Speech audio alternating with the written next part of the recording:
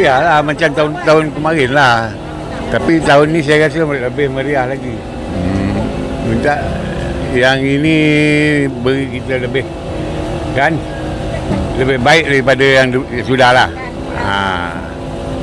Jadi kalau apa yang ada bantuan tu uluh-uluh lah kan. Itu yang kita nak tu. Mohon-mohon tu mana dapat. Minta rumah boleh dapat. Ini minta rumah pun tak dapat. Jadi dah bertahun duduk sini. Mohon pun tak dapat.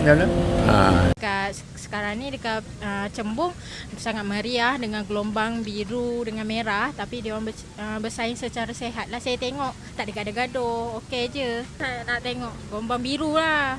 Ini Datuk Zaiful kan. Datuk Zaiful sangat jaga kebajikan orang-orang tua, budak-budak yang nak belajar, semua pentingnya dekat situ lah. So sebab kita nak jaga tanah air kita, jangan macam itulah kan.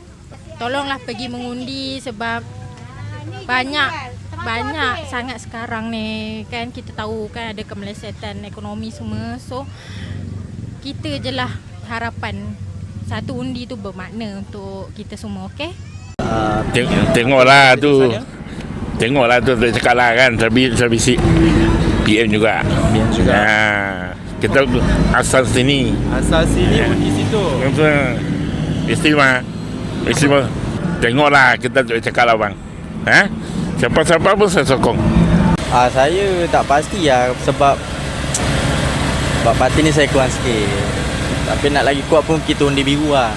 Pandangan saya undi pada pemimpin dan ahli politik yang tepat lah.